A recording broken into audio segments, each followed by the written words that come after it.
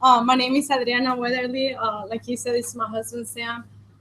Sam, my brother, Luigi, and we have another partner, Juan Carlos, are the founders of MakerMex. We're a 3D printing company. We originally started in Mexico around like 3 years ago. What we started doing, it was like offering prototyping services. In Mexico, there's a big market for 3D printing. However, there's not really any companies that were doing any 3D printing or offering any kind of services there. So we saw this need. We started doing the prototype. We started growing really quick. And then we decided that we want to start doing our own printers. We started manufacturing them. We started doing really, really well. And me and Sam, we have lived here for like 8 years. We realized that we want to expand here into the United States, especially here into the Hampton Roads community. We knew this market was going to be a little bit different than what is in Mexico.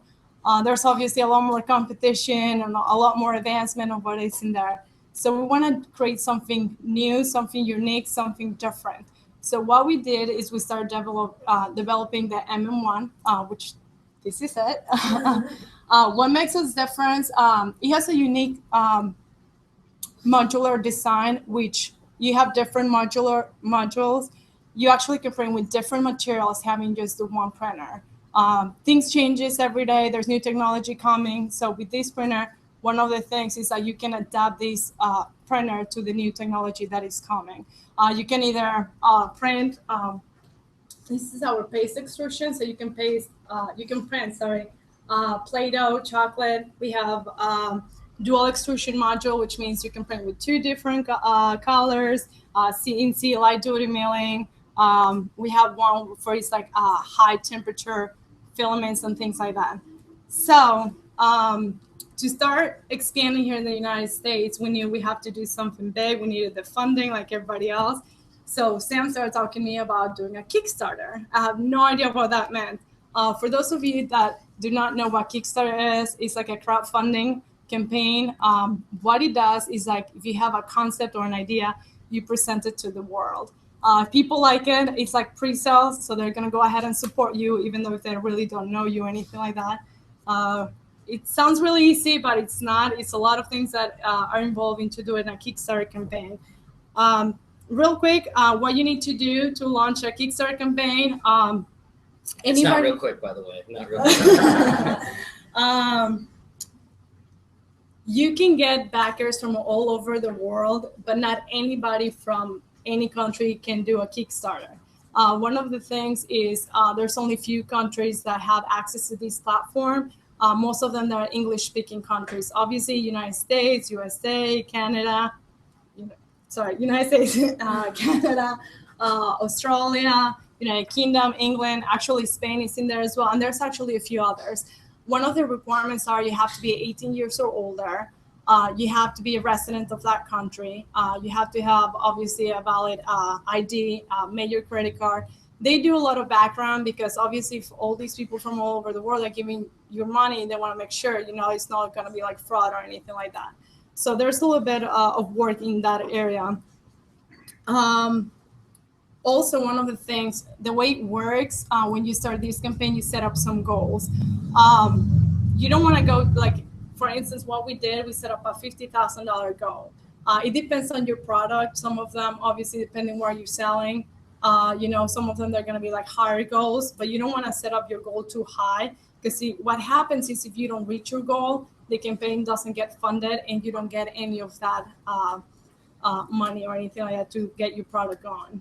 And about the goal, setting the goal is kind of was a really difficult thing to think about because you have to start to think about production numbers and what do you really need? I mean, everyone would like to be like, I want $1 million, but you have to set a realistic goal that you think, one, would get funded, and two, that is really going to help you achieve what the Kickstarter is there for, and that's to help launch your company. And we had already been manufacturing 3D printers, but we just needed that extra boost to finish the development of this platform. And so we set that number at a point where we knew if we had this dollar amount, we would be able to achieve that little bit of extra boost to get us over the edge to get this out and get it market ready. So that's kind of how you set your goal. You really got to think about what you need and not just, let's just set it at 200,000 or let's set it at 100,000. It's really, it has a purpose. So a lot of thought has to go into that. Yeah, and there's also several rules. You cannot do a Kickstarter campaign also for like a charity or anything like that. So there's some guidelines. You have to include the logos, banners that have to be certain sizes, and there's a lot more involved into it. There's three things. It's a pre-campaign, during the campaign, and the after campaign. Pre-campaign things that are very, very important to do before anybody wants to do a Kickstarter campaign. First of all, marketing. I think that's the most important thing. The reason why you don't want to wait till the day that you launch to start getting people or knowing that your product, you want to make sure like people already know about you, what's happening, when it's coming, so you're ready. If you start really strong, it's most likely it's a good sign for a good successful campaign. What we did for marketing, we hired a third-party companies based out of North Carolina. The reason why we do that, because we know there's a lot of good marketing people here, as well as our partnerships in Mexico. The reason why is because we want to have somebody that knew or had experience with Kickstarter. Unfortunately, we didn't know anybody has done a Kickstarter before, just whatever was on the internet. And this company has previously done several campaigns. One of them was a bunch of balloons. I don't know if anybody saw it. It's pretty much water balloons for parties. It's like a lot of balloons into the one. You just hook it up, you turn the water on, and within a minute, you have 100 balloons fill up with water for your party. At the time we contracted with them, they had ran and helped market 83 successful campaigns. So they were I did a lot of research to find companies who knew how to market for a Kickstarter and not just general marketing companies. And they were the company that I found that had the highest success rate, the most launch campaigns. So we chose to use them just specifically so they knew how to target market. And they had even launched a 3D printer, helped another 3D printer manufacturer launch their Kickstarter campaign. So they had a little bit of previous knowledge about how to market a 3D printer. Yeah. This company, real quick, so you know, their goal was $10,000, and they within a period of 30 days, they raised almost $1 million. So that's what we were very excited to work with them.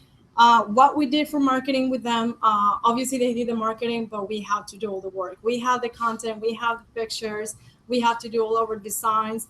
They did a lot of press releases. We did Facebook. Capturing people's emails is very important. A lot of times nobody's just going to go ahead and just give you your email. You have to do incentives.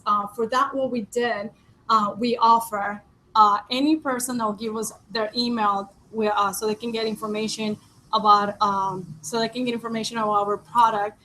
We were doing raffle, and they will be winning a 3D printer. So that's what we did. In a couple of months, actually, we're going to announce the winner. We already have it, but we're waiting for the finished product to be ready. These same company are the ones that picked up the winner. So we did not have anything to do with the winner of this. We also did, obviously, Facebook, Instagram, Twitter. And also there's a process after you do all these steps. You have to get approved through Kickstarter. So they have to go ahead and read your content, make sure everything works with the rules and guidelines and things like that. Everything has to be submitted to Kickstarter prior to the release of the campaign. So you pretty much, you're doing all your pre-marketing 30 days in advance or 45 days in advance. And I remember Kickstarter is normally, most Kickstarters are 30 days. You can choose to do a 60-day campaign, but most people aren't doing 60-day campaigns. 30 days. So you have 30 days to hit the world with your product. So you need to start marketing in advance to get your information out in front of everybody. So then everything has to be submitted to Kickstarter, and they have to approve all the content. They have to approve your video, which can take 2 weeks. You never know how long it can actually take. They have to approve all your pictures. You're not allowed to use any renderings. Everything has to be actual real products because they don't want any digital rendering. If they find digital renders in your campaign, they can close your campaign right in the middle. And even though you see some out there, they kind of slide through the cracks because there is so many Kickstarter campaigns that get in, and you're allowed to change your campaign in the middle. So you can swap your video out or change your images or whatever. So some of this we didn't really know. And so we submit all this stuff, and we work so hard and got all these awesome renders, and they're like, can't use any of it. And it was 4 days before the launch, they found something in our video, and they said, you're not allowed to use this video because there's a small piece that's rendered. And even though that was clearly rendered, and it wasn't like we were trying to pull the wool over it, I mean, there's a piece spinning, you could see the head. We had to go in and completely change the video and take that piece and make it just a wireframe model instead of being an actual digital render. So, I mean, here it is crunch time. We got our videographer and our designers, and they're all working to get this piece back together because everything in our pre-marketing campaign says we're launching this date. So if you don't launch that date, what do? You know? So it was a little stressful. Talking about the video, it's very important. I think a lot of people, they want to do the personal side of your business. So you're presenting yourself. You're telling them why they support you, why you're presenting, things like that. So from all the successful campaigns, 50% they do have a video, 30% they did not. So if you're looking forward to do a Kickstarter campaign, having a video is very important. Like I said, especially I think it's a personal touch. People, they can see you and they can know what you're doing. Another thing I have to set up as well is the rewards. Like I said, this is not people are just giving you the money, you give them then something back. So that's another thing that you have to work on. We have several rewards. The first one obviously started at $1. You get a thank you note from us. The next one that we did, it was a $5, which they will get like an infographic about 3D printing. We did also a t-shirt, $30. Most of them, they were actually friends and family that did our t-shirts. It was also interesting looking at the designs and like if you want a V-neck or the regular neck. And then you have to do like an early bird special. So you set up like different levels, different tires. So for the early bird, it was like 10 printers for $9.99. The next one was $11.49. And then you get a limited edition, $11.99. That was $11.49, $11.99. You can customize it or have your name engraved. And then our betas was $12.99. After that one was $14.99, but we never got to that level. Everything else got there. The objective of doing a lower early bird entry level, first backers, first supporters that are, it was $500 off of retail, is you want to feel that campaign early. You want to incentivize people, and you want to market this when you're going in, and you say, if your product's going to be $80, but you're going to launch it on Kickstarter and you're going to do $39.95 specials. All your marketing material says $39.95 on Kickstarter, because then everyone's going to run to the Kickstarter and try to get it for that lower price. And that's going to what happens with Kickstarter is when Kickstarter starts to see that first day of a lot of activity on your campaign, they're going to put you on the front page of Kickstarter. They're going to include you in their marketing materials, and that's just going to fuel your campaign even further. So having that first day launch is really, really important to really hit the market hard and kind of get that viral edge, Yeah. Another thing, very important, time frames to set up. A lot of times, like I said, their concepts, ideas is not really something that is developed. So you can kind of estimate the time frames of what something, how long it's going to take you to get to that point. But once you start developing, you find out that there's a lot of things that will set you back. We had a prototype before that. We thought we were going to be able to have a printer ready. Our beta's estimated time was actually January. After we finished the campaign, we started in October and we funded beginning of November. We thought actually we're going to be able to surprise all our backers and our printers will be ready before Christmas. Wrong. Yep. Ask me when we shipped. When did we ship? Like a week ago. 2 Yes. weeks ago. Yeah. What happened with, and sorry, I was in the back, missed it, but you guys had issues with shipments too. Yeah, definitely. It's been a lot of things. What happened originally with our prototype that led us into the shipping, it was like we want to provide with quality, obviously, printer for all these people that are giving you the trust. They don't know you anything. So the beta was shaking a little bit. Then we have to change all the design for this, and then you can talk probably about the changes more. Oh yeah, okay. Yes. Yeah. So this is actually the beta machine. So this is the beta machine that we sent out to all of our Kickstarter backers, and you can still see it's not quite finished yet. You have kind of cables hanging out. We're still working on cleaning up connectors, stuff like this. This one will actually be at the makerspace. So everything you see here, all the modules, all the thing will be at the makerspace. Rock on, right? So Make on. Yeah, make on. So as far as iterations, I had an early version of this one at my house still. Man, I think we lost track of how many design changes we made, like to this belt tensioning system, because we found a flaw. I think we went through 9 different types, but it's easy because we 3D print them. So if there's something wrong with it, we change the design and we print another one, right? So it allows us to adapt quickly. This is, I think, the 4th generation of paste extrusion systems. I mean, if you see our alphas, it's crazy. We started with some of them were wood, because wood was cheap and easy and we could change it really quickly and make quick changes with wood. And then we start getting into smaller versions or longer versions or taller versions, and the evolution of the product. It's amazing how much changes. And then you get ready for the Kickstarter and you think we have a really solid version, and you realize not quite yet. So I think we changed it at least 10 more times, just simple things to help refine it and help refine it and help refine it. But you get to the point where you're like, we got to get this thing out in beta and give it to our customers. So yeah, that's what the beta team signs up for. They know that they're getting an early production model. They know they're there to help finish refinement and get it full production ready for that.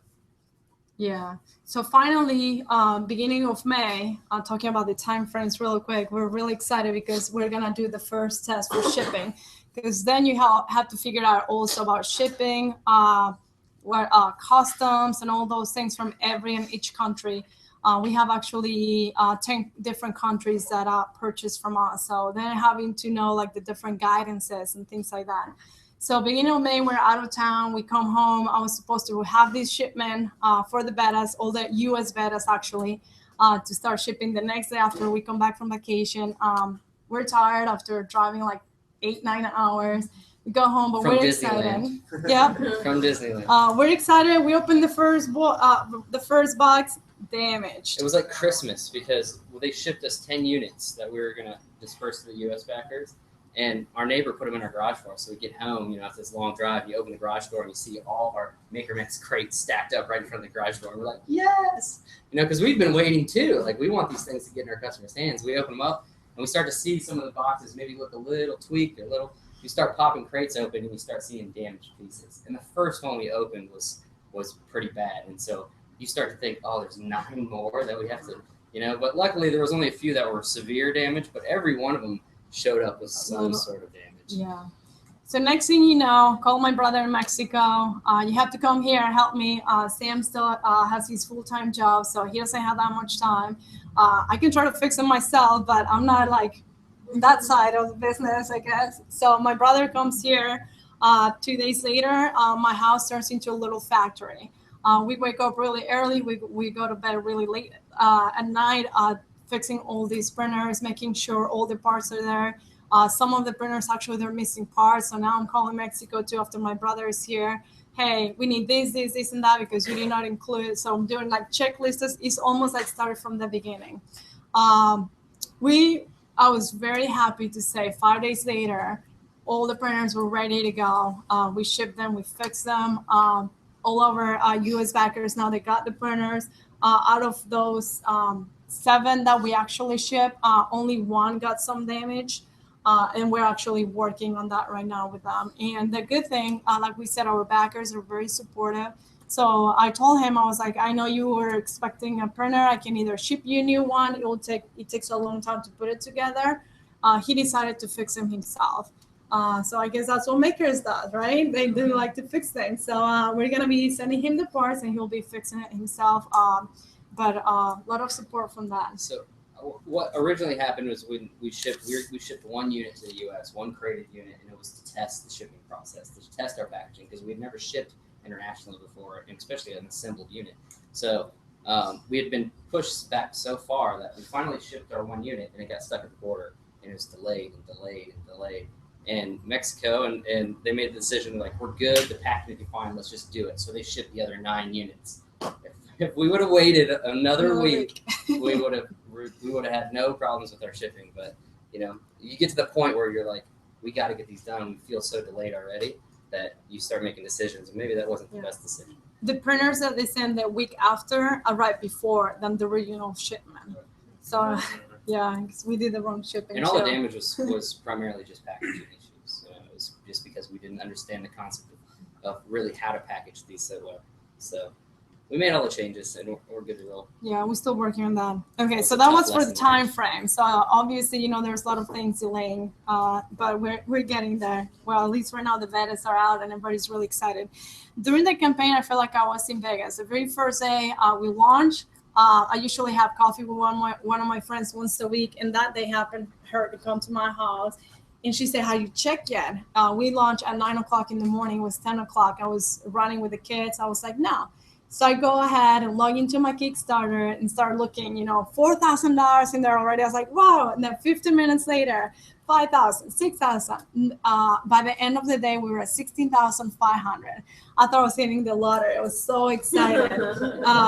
Next day, same thing. We started like in the morning, like a lot of people were backing us. Third day, nothing. Fourth day, nothing. Fifth day, cancellations. So it was like a big roller coaster. Yes, you are allowed to cancel a Kickstarter. So yeah. I didn't even know you could cancel. Once you backed, I thought you were in. And then I see what negative. You get an email, so and so canceled. What? Yeah. So then you start thinking, what am I doing wrong? Is that something that we did or we didn't do? And then you're answering all these emails. So during the campaign, you also do things to incentivize your backers. Some of the things that we did, it was like we thought probably we were priced a little bit high, but we knew we could not go any lower than that because we knew our cost. So I was like, maybe there's some market there, but they're not ready for that. So we decided to incorporate like a kit, which means they'll have to build their own printers themselves. We did it for $3.99. So we were thinking maybe that was the way to go instead of sending assembled printers with electronics and everything. We did 5 backers out of $3.99, which is really good. We're very happy. It did help. Also, what we did is we offer customization. Originally, it's usually like a black and orange besides the Kickstarter limited edition. So then we started offering to all our backers. If you have a school, if you have a company, you want to have your own colors, you can choose your acrylic, your printed parts, or anything that you wanted. So that was another incentive. Anything to incentivize to keep the campaign fresh, because the first couple of days was really hot and heavy, and then all of a sudden you just don't see any movement. You're like, okay, what can we throw out? What can we market now to say that we're changing, we're doing this, we're adding this, we're allowing this, we're doing, just to try to keep some activity. So 5 days before we ended the campaign, we funded. It was very excited, but then with the cancellations, you will be funded, then you were not. So there's what they call like a stretch goal. You can do that as well. So once you're already at your goal, you can say, okay, if we hit this new goal, what's going to happen? You incentivize. So you put like a new reward if you want to see it that way. So our next goal was to hit the 70,000. We were like at some point like 60,000. So what we did is we were offering to have a bigger platform. So that way they can print like bigger prints.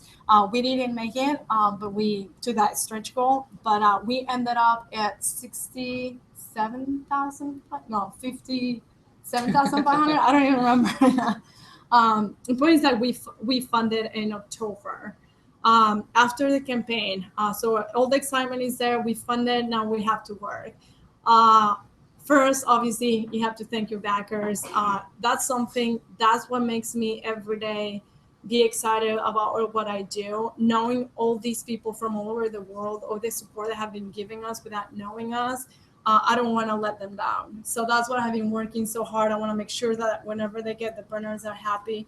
So contact with them, doing updates, telling what's happening, the reason of the delays, the new things, what's happening with the company, where we're going, sending surveys. Right now, we're in the process that we mentioned before. The betas are out. We're going to be working with them for the next few months. And then the rest of our backers, Nisha here is actually one of our backers here. So thank you. They will be receiving her finished product. And we're really excited to see what else is going to come up with the printer. In this area, Hampton Road style, I think one of our missions, we have seen a lot of people there. There's not much awareness of what 3D printing is, what it can do. So I'm thinking we've been talking about like creating more awareness of 3D printing as well as on the educational side. People, they need to know how to use these machines because there's no point of having these awesome machines if you don't know how to really use them or if you don't even know what you can do with them. You want to add anything? Tips and tricks during the campaign. I think it's important. We kept what we called pocket backers. We knew we had some people who weren't going to back us. Maybe they were a friend of the family or a member like that. And we used those like mid-campaign when we kind of slowed down to kind of make it look like we weren't so slow, because we knew that they were going to fund and you get the first day hype. And we knew we'd been marketing so heavy that we were really going to get the first few days was really going to be a feel for us. And we were hoping that it would just launch from there. But when you slow down and you go a day or two with no backer, you throw in one of your pocket backers just to make it look like your campaign still has a little activity. That was something that we just kind of adapted in about 2 weeks into our campaign. We also, mid-campaign, we decided to launch a CNC milling head, and we did that. It's just a variable speed motor on our modular platform, and pretty much what that is like a Dremel attached to your platform, so you can now CNC instead of 3D print, which is cutting. And we saw Inventables had launched the Carvey about the same time that we launched this, and we had always been playing CNC, but we were focused on 3D printing, and the CNC market was so flooded already, we thought. But then we saw the Carvey launch, and it did incredible. So we were like, hey, let's just throw that out there. And we literally had nothing. We had a picture of one of these adapters, which was like 4 generations ago, these printed part. We had a picture of this motor that our other partner, our head of engineering, just had laying around because he's crazy like that. He has all kinds of cool stuff. So this was just laying around, and we had some wires, and we just laid it out on the table and took a picture, and we threw it out there as a module. We're like, hey, we have a CNC module now. And people started buying it, and we were like, oh, now we have to figure out how to make a CNC module. So little things like that just to keep things interesting, so. Questions? Yep. Can this produce jewelry? It could prototype jewelry, yeah, definitely. It won't print metals. You still have to ask the girl, though. Oh, there you go. Yeah, go ahead. I'm talking about, I have friends in Ethiopia. Mm-hmm. I'm Jews, and I have friends that's jewelry makers in Ethiopia. Okay. I wonder if I can ship one. Yeah, we can ship one to them, sure, no problem. They Yeah. can probably print the wax molds. Yeah, you can, yeah. Yeah, or you could prototype. See? I was just wondering, so are those parts you actually use the 3D printer to make a 3D printer? Everything you see that's green is 3D printed. Okay, so the yeah. white paneling and That's the metal incredible. struts are all. Yeah, just made with simple components really is how they're put together, and it's designed to come apart really easily and be adapted and changed, and that's kind of our whole philosophy behind printing. Instead of being like a big box manufacturer where when you order your printer, that's what you get, our printer is made to be adapted. It's made to come apart easily, made to expand, made to change, made to design your own modular systems. These are all the different heads, and so these just swap on and off really easy. You can come up with your own. You can share your ideas. You can refine ours. It's all open source. So everything you see is, you can have all the source files. You can print your own pieces. Food now with it, Yeah. pizzas and stuff. Yeah, you can. This is the paste extrusion. All this is really a lot of really cool, awesome design parts to squeeze a syringe. That's all it does, right? But it does it with this little motor, and we dial in the extrusion speed, and we have a bunch of hoses. Can you share what the paste extruder might put out? Yeah, yep. Yeah, so all it does is it's going to squeeze through a syringe. It's going to come out this tube, and it's going to come out little pipe tips. And I bet I had some around here. But so we have different diameter tips, right? Like that come out of a syringe. So you can load anything in there that you want that's paste-like material. So chocolate or peanut butter for consumables, cake frosting, pancake batter. I mean, anything, cake batter, cookie dough, as far as consumables go. We're trying to develop some sugars that will cure quickly when they hit the oxygen, so we can be able to print and build different things with You can do this chocolate chips in the cookie dough too, or just the cookie dough? Just the cookie dough. Chocolate chips are a little chunky. So, but you can also do things like clay, ceramic, silicone, pretty much anything you could put into a syringe, you could try to print with it, and that's what we encourage. So you can change the extrusion speed, so you can change how fast this motor puts it out, or so depending on the diameter tip, when we ship, I think we ship with 15 different tip diameters. So depending on the material that you want to try to 3D print with, try a different tip, try a different speed. It's very experimental. Sure. You mentioned the campaigns now, they're typically like 30 days on it. How much pre-work did you actually have to do for the campaign? Yeah, 30 days is a short period, but I guarantee you, because I know you guys were at it a lot longer than that. Oh, yeah.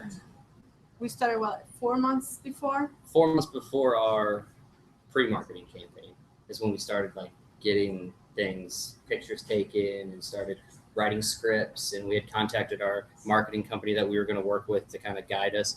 We didn't really contract a marketing company to do the whole campaign. They just were kind of they were a consultant. months pretty much. You know, we had to put everything together and make all the materials and things like that. So yeah, it was several months in the making prior to even the pre-marketing campaign. So Woody? Well, I was going to ask about the software. Mhm.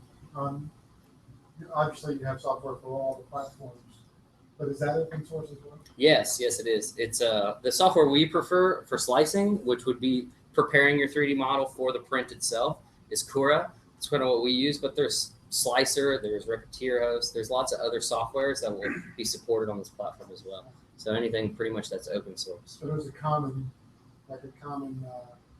output that any software, you just put it out there. Yeah, pretty much. Yeah, it creates what's called a G code. So it's like old CNC language. So all it is a bunch of numbers. If you look at it in a text file, it's just a bunch of numbers that says this motor go here, this motor go there, this motor go there.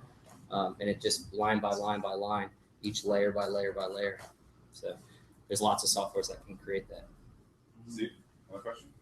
No, I was actually just going to ask though. What was it? Lost my train of thought. With the Kickstarter, if during that time that you started, now I go on there quite often, but I didn't start till a few months ago. I noticed 3D printers are everywhere on there. I mean, were you in there when there was still all like a lot of people in there in that same space, or were you kind of the first? I would No, we're late. go ahead. No, Yeah. go ahead. No, please. I think when the big thing about the 3D printing and the Kickstarter, I think we were after the fact. Once we launched ours, there was a few more in there, I think, at the same time.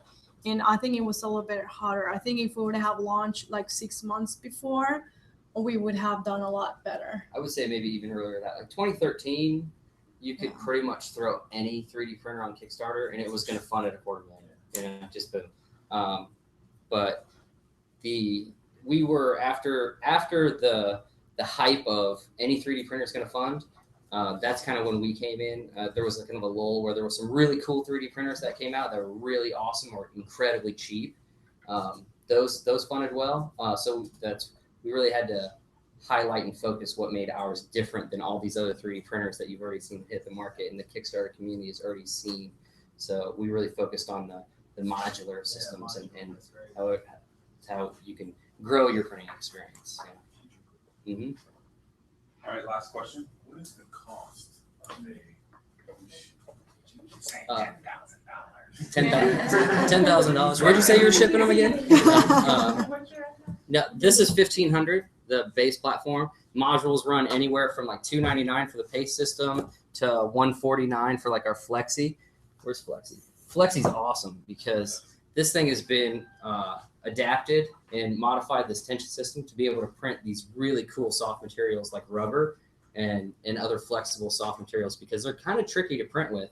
And a lot of printers kind of struggle to do them because they can create too much pressure, or the tensioning system that drives the filament through can grind into the soft filaments. So we really worked hard to refine this tensioning system. So this one's a really cool one if anyone's interested. All right, that is it. Thank you guys so much. Thank you.